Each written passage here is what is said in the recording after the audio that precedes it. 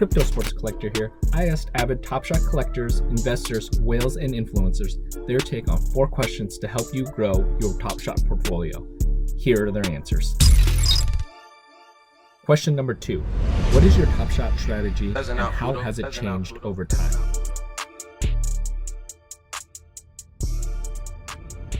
I started Top Shot back in January of 2021, sorry. I joined back in January of 2021. And I think when I first got into it, I really didn't know what I was kind of buying. I mean, I kind of assumed that it was trading cards, and I heard a little bit about NFTs, and I kind of got the collectibles part of it. But my part was it more Beanie Babies, or is it more an actual player stock market similar to something like fantasy sports or like DFS? So I think when I first got into it, I really was thinking like long term. I was just like, well, if I buy this now, what's it going to be worth 5 years, 10 years from now? And I played a lot of Pokemon, a lot of Yu-Gi-Oh as a kid, and when you get into it and on that aspect of it, it's more of like the utility, the meta of the game. Like, do I care more about that, or do I care more about the long term and making money? And I think that my strategy at first was just looking long term and knowing that like the utility is great, the short term games, the meta is great, and it's fun and it's awesome. But I think at the end of the day, I think holding these cards, holding the packs, are just such a better strategy over time, long term, because it's just like thinking back to Yu-Gi-Oh and Pokemon. If I just was, when I was a kid back then, just telling me maybe instead of ripping that one pack that I had, maybe if I bought 10 packs, maybe rip 9 or 8 of them and then hold the other 1 or 2 for 20 years from now. If I had done that, we'd be a lot happier with my life. I don't think that's ever really going to change. And that's why, like me, I like to collect really just rookies. I like to really collect Top Shot debuts. I think like those 2 are really just like long term are going to be the best. I think that 10 years, 20 years down the line, everyone's going to want those cards.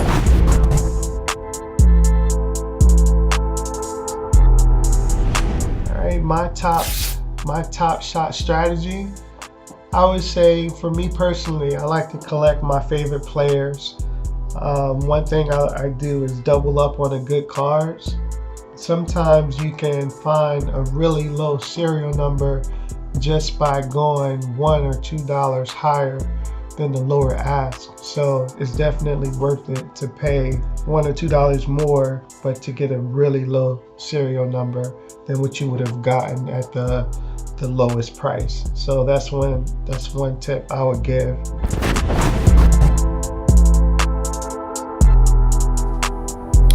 Tough question. I'm all over the place sometimes, and while I'm here as a collector and fan first, I'm also trying to make moves, for example stacking moments, that I think will help me expand my collection in the future. To say it differently, I typically stack things I think will be more liquid in the future so that I can buy more moments and complete more sets. That said, I don't have a crystal ball on what will be or will not be liquid, so it's all just a guessing game on my part. Ever since the changes to collector score in the summer, I've been preaching that common S2 moments have the best collector score per dollar spent on the platform.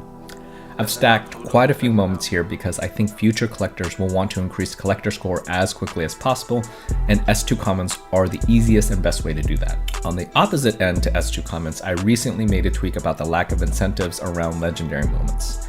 They are an inefficient way to accumulate collector score and have not been used in showcase challenges and are illiquid most of the time. In other words, for the best moments on the platform, legendaries currently really don't feel very legendary at all. Until Dapper provides any real utility and perks to legendaries, it's hard to recommend them.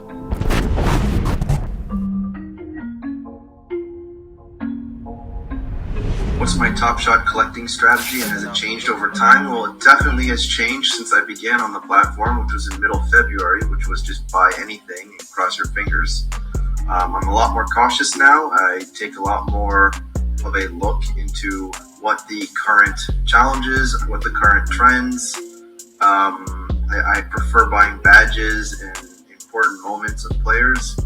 So that is my strategy, and I think that I would suggest most people also take a close look at the tier and the badge of the moment that they're buying.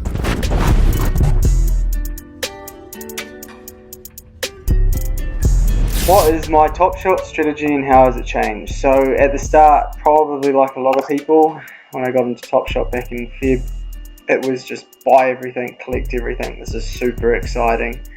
There wasn't much thought process. Of course, I want to get guys that I liked, but there wasn't much thought process in terms of S1, S2, rare, am I doing sets, challenges, things like that. It's quite overwhelming. I just wanted to be involved in every aspect I could at the time and really immerse myself in the Top Shot culture.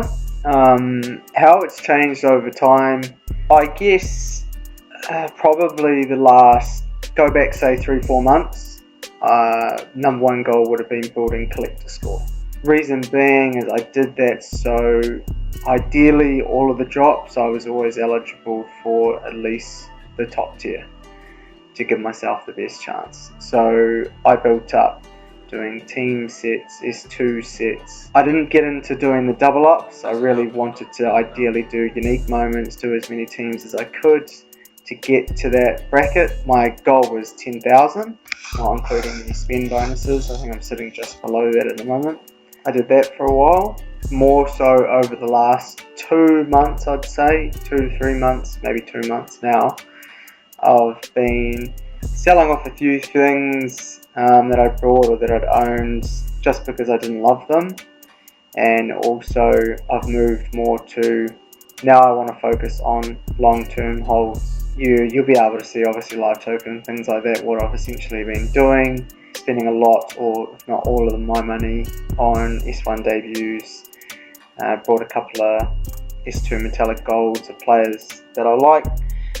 Now the plan is just to hold them for ages, so probably starting a couple of months ago, SGA, all of these S1 debuts, SGA, Tatum, Booker, Mitchell, Porter, Beal, Randall, as many as I could essentially get, DeJounte Murray, Mo Bamba, guys I've mentioned in other videos, OG Anunoby, so guys like that. But yeah, I'd say that's now my focus going forward, is really trying to think about what I believe is potentially going to have value long term when I look back in 10-20 years on Top Shot. You know, do I have these valuable moments? Also, a lot of it is I want to own guys that I really like. You know, that's what Top Shot's all about, collecting what you love. So I've brought a lot of guys where, in my opinion, you know, I've had their very first moment, their debut, that's in the vault, I can enjoy owning it, and you know, it just makes me happy, which is what it's all about. I am a part of a couple of really cool Discords.